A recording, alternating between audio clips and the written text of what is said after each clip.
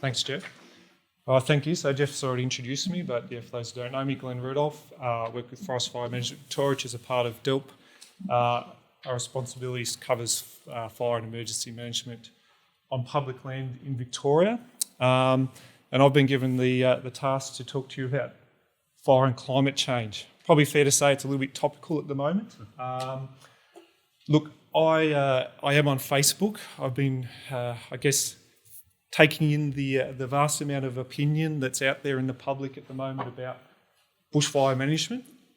My professional opinion on this is that most of what I'm seeing on those sort of platforms is extremely opinion-based, very polarised. It's all about climate change, or it's no, you're not doing enough burning, or it's no, that doesn't matter, just don't let people build in the bush. It's that sort of opinion. Most of it is at best partially truthful, and there's actually quite a lot of just basically unfactual information out there. So what I'm going to try to do today in the 15 minutes I've been allocated is give you a bit of data and a bit of insight into, what we've been experiencing in terms of bushfire management and the climate, and then as fire management agencies, where we see room for adaptation and where we're moving into the future. So you'll notice this presentation is joint badged with the CFA, so I want to acknowledge that a lot of the data and a lot of the information you're going to see is actually being fed from some CFA research that's been done, and I just want to acknowledge that the CFA have got a lot of input into this presentation that I'm doing today. Now, before I go into the actual data, I did want to do a really quick 101 bushfire behaviour lesson, because I think if you want to understand how the climate influences bushfire, you do have to know a little bit about how bushfires operate from a scientific point of view. And some of this stuff will be just, you'll know, and it's pretty common sense, but there's a little bit of nuance to this that I think is important that people understand. I will skip through it pretty quickly just because of time, but hopefully it'll give you some food for thought for your discussion this afternoon.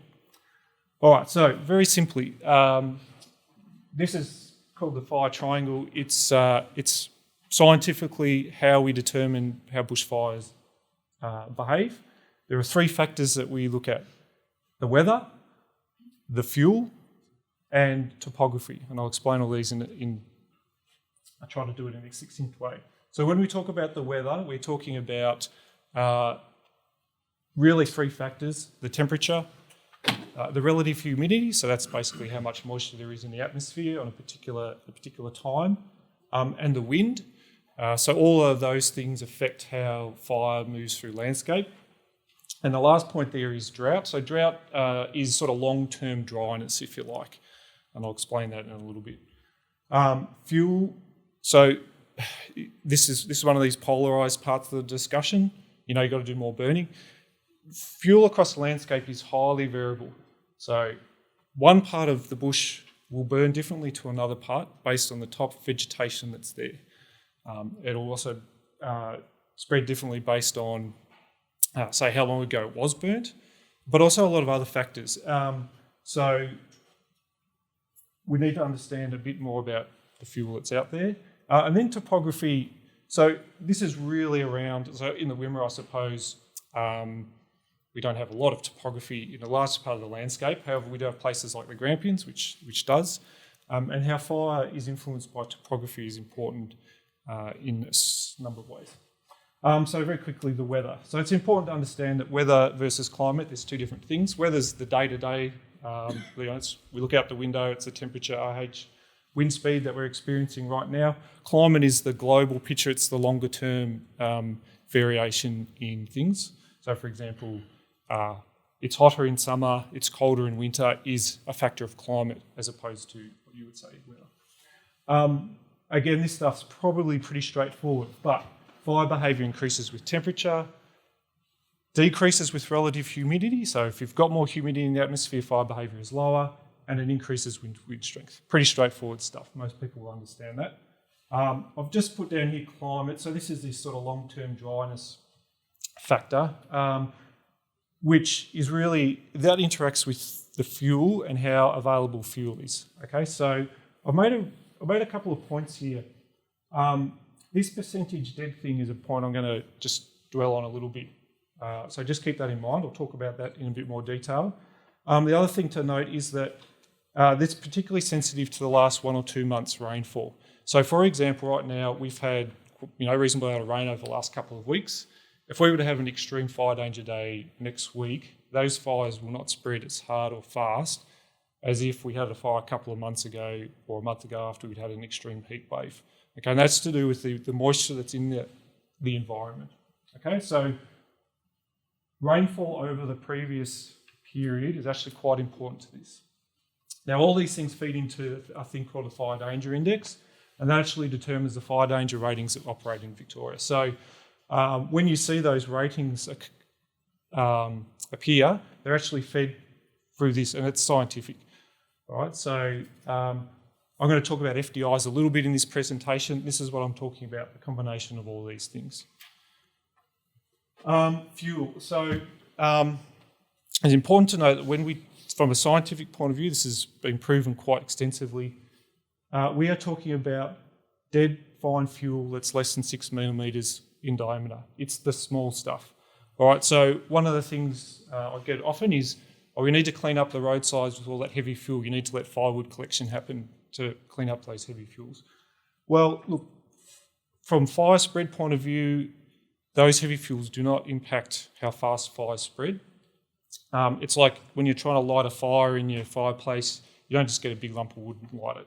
You've got to get the kindling going, and that starts a fire, and that's what actually works in reality as well. So it's the small stuff. Bark is extremely important. That's the stuff that actually creates spotting and ember attack. So the amount of bark and the type of bark. Smooth gums, like the lemon sentence out there, don't do a lot of spotting. Stringy bark, messmate and ribbony bark trees do. Grass is different, obviously. So grass is actually driven by curing, so that's how green it is, and it operates differently to forest-type vegetation. And as I pointed out before, fuels vary considerably across vegetation types. So both how they burn based on the arrangement of fuels in them, but also how quickly they may return after a fire's been through it. It's important to understand that fuel interacts with the weather quite a lot. So, for example, grass fires are much more influenced by the wind than forest fires.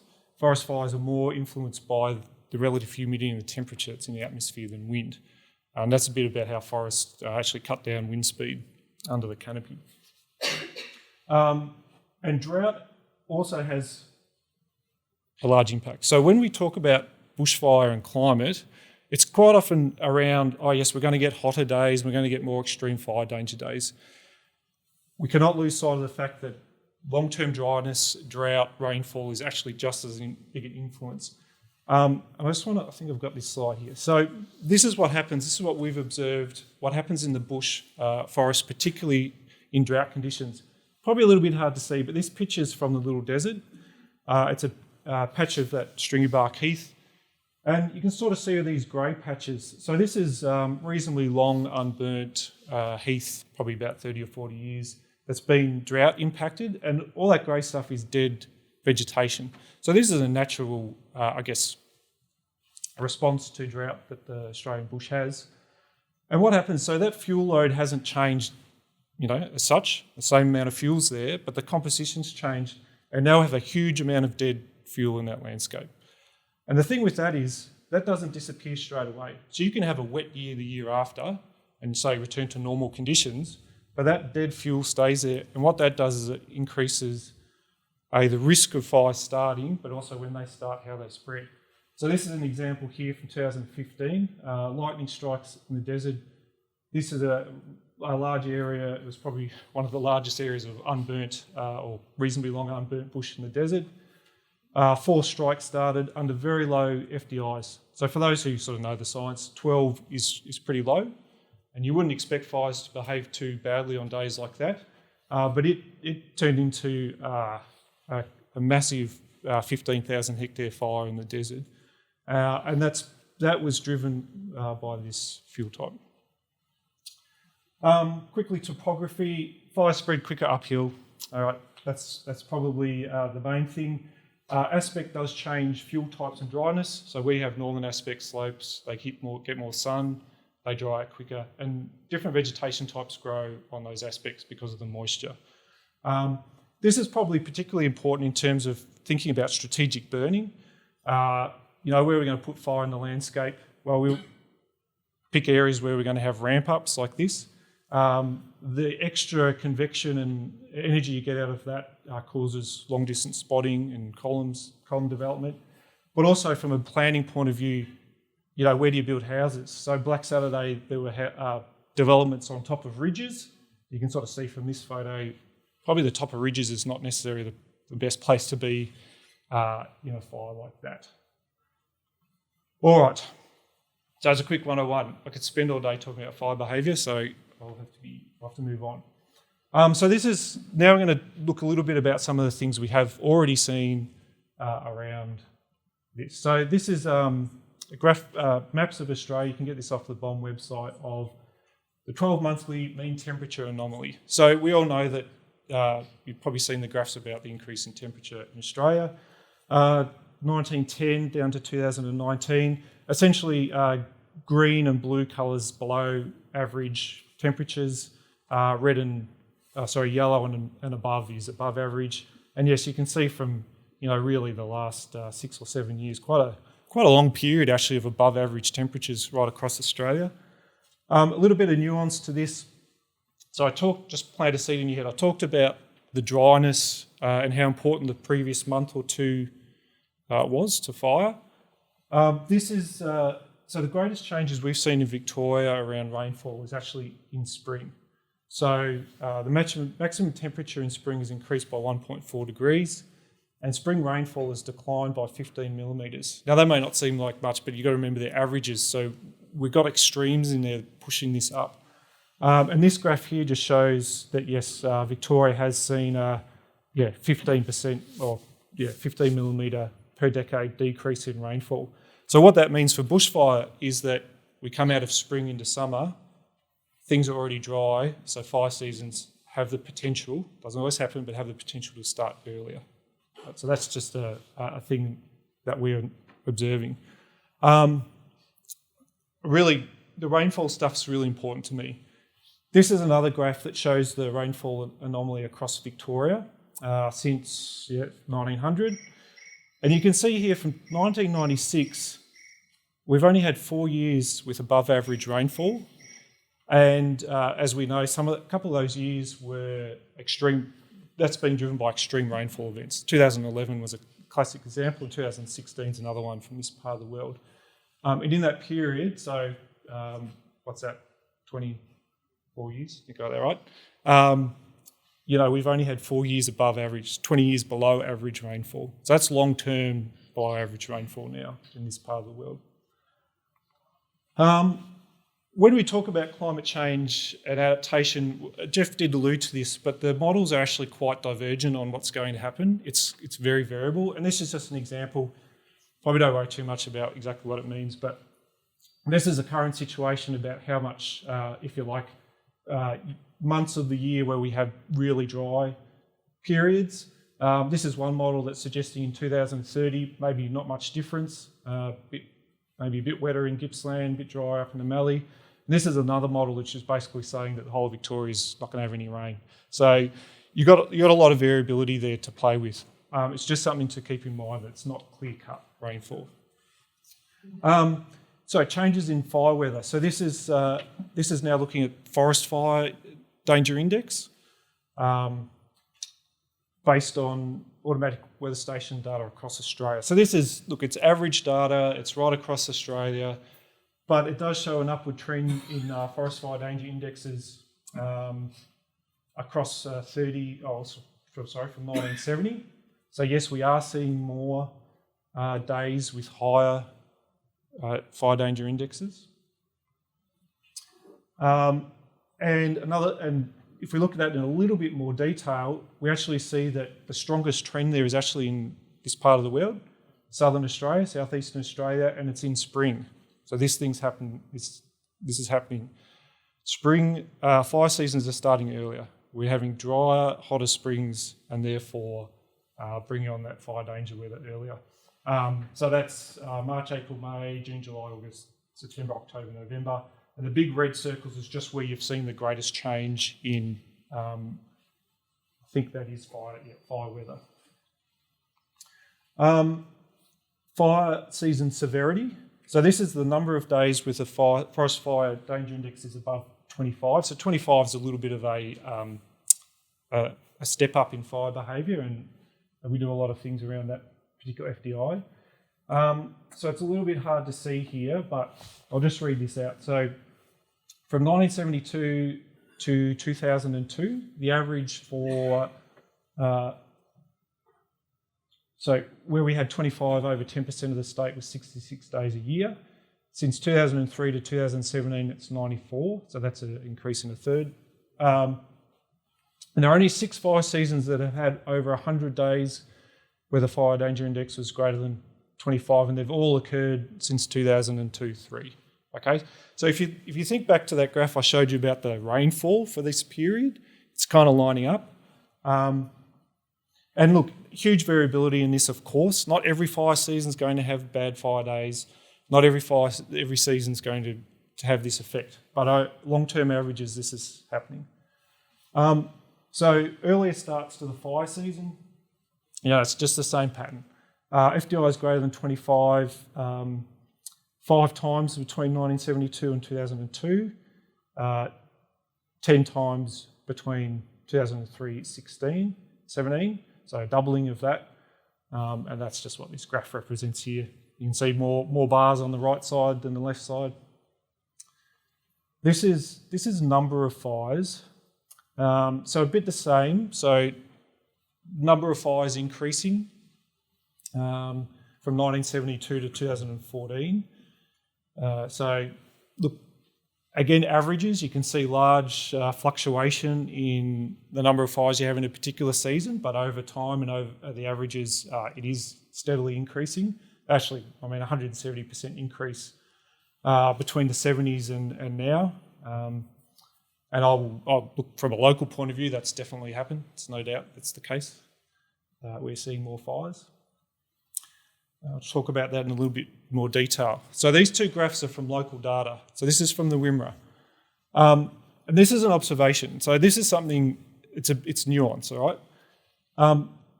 One of the issues I've noticed in this part of the world is when we have days where we have more than one fire start. And you can understand why this causes complexities for fire agencies. The more fires you have in the landscape at one time, your resources are spread out, and it's harder to put out. So it's interesting, our data goes back to the mid-70s. I don't have data before that, but there was this period in the 70s into the early 80s. We were getting 1 or 2 days a year that we would see multiple starts, and this is driven mostly by lightning, by the way.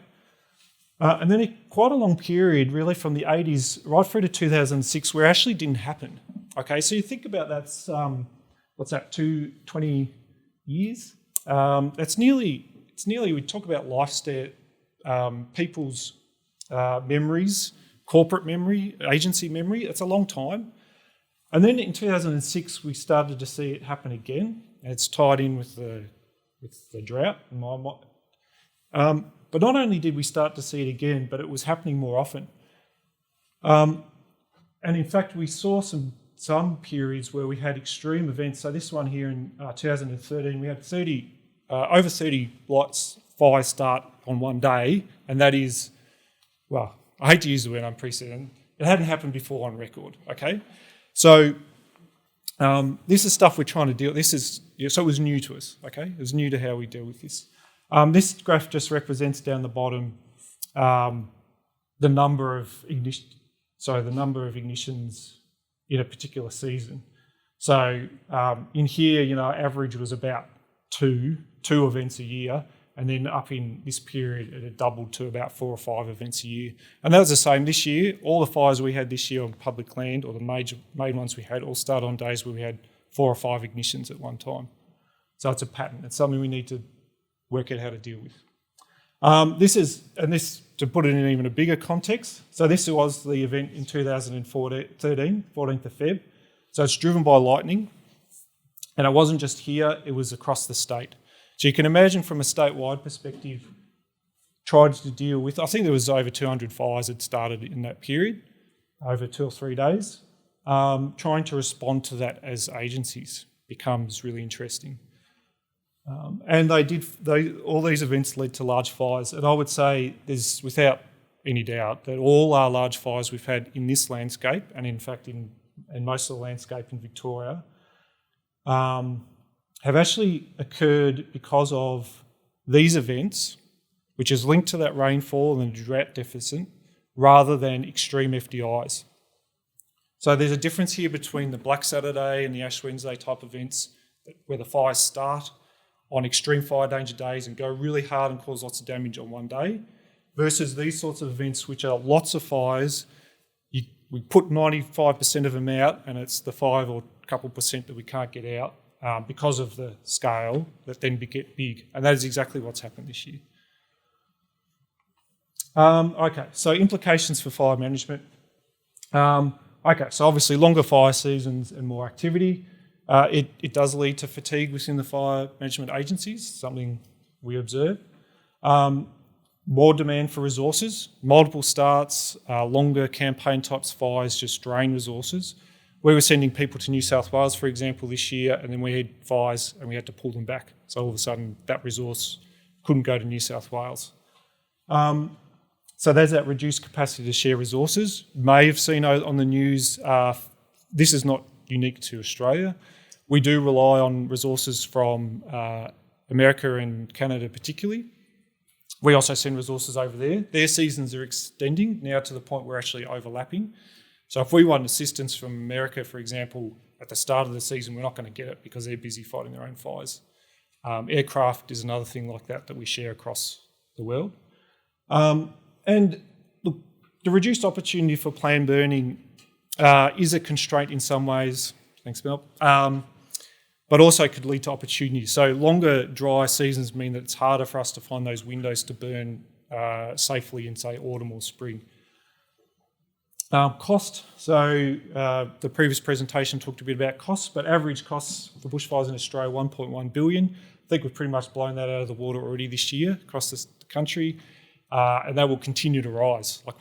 It's not over yet. So I think the Victorian fires are at $600 million at the moment, roughly, and that will just keep going up. And community impacts. So initial impacts obviously are important, but there's also long-term impacts here. So I know health, impacts of health. There's research showing, 10 years down the track from major bushfires, cancer rates go up in the areas that have been impacted, and so it's that long-term stress and impacts on people. I actually apologise for not having it on here, but obviously environmental impacts are massive as well. Okay, and huge long-term environmental impacts from these fires, and how we deal with that's a massive challenge. Okay, so opportunities. Obviously burning and fuel management is a big opportunity here. We have certainly done a lot in this work since Black Saturday, a lot of work in this area since Black Saturday. I want to make out the point it's not just about burning. We can do very targeted strategic mechanical fuel treatment around townships, for example, which then take away that risk of burns in seasons. I see Daryl Sherg. I know Daryl Sherg is very interested in this idea. Opportunity to change how we burn. So traditionally we burn a lot in autumn. Actually, can we extend that and do more burning in other times of the year? Is it winter? Is it spring burning when moisture is still around? We've got to play that pretty carefully, but that's there. We do have to understand that the limitations and benefits of burning. So one of the things I see in the social media is, burning doesn't work. Well, burning does work in certain contexts. Sometimes it doesn't. Sometimes it does. We've got to understand better about when it does and when it doesn't. And then balancing the impacts of this with community needs. So I need to be really honest. When we burn, we get a lot of feedback, and it's not all positive. So smoke impacts on people. Industries like the wine industry, smoke taint on grapes is a massive impact on their industry. Just coincides a lot with autumn when we want to be burning. Tourism. If we burn in the Grampians over Easter, we hear about it, okay? It does tend to line up with a perfect weather opportunity, but so they're the things we have to deal with, and we have to acknowledge that's there. Resources, I already talked about the stretch and resources, so obviously there's a need here to really think carefully about how we resource, both for first attack success and campaign fires. Changes already in place, predetermined dispatch for aircraft, so we now have aircraft that can just take off without needing to be dispatched when a fire starts in a landscape. Those sorts of things are the things that we need to think a bit more about. Infrastructure and planning, where do people build, essentially? And there's already lots of this stuff going on, so people should be aware of the BAL construction levels, particularly if you've built out of town, you'll know all about that. But it's so that just needs to continue, but also how we improve and maintain our power line infrastructure. That was a recommendation out of the Black Saturday Royal Commission. That needs to happen because power lines do ignite a number of fires, particularly on those bad extreme days. And then how we deal with warnings, community management is another big thing here. And this is another area that's improved significantly since Black Saturday. The Vic Emergency app, getting warnings and advice out there. It's always fraught with a little bit of danger, I suppose. You can overwarn people, but it's probably better to overwarn people than not. Arson is a reasonable cause of fires in Victoria. And then also how we work with communities to prepare themselves. So just to finalise, fire weather is becoming worse, and the position is that it is linked to human-caused climate change, or a degree of it certainly is. So early starts to fire season, so high extreme fire danger weather, but we really want to highlight that impact of drought on this, and the starts, and then how we deal with multiple starts. How climate change impacts drought is, but I want to just be clear, it's uncertain. Definitely has implications for fire management, and there are lots of opportunities to adapt. So that's the end of my presentation. Thank you. Thanks, Ben.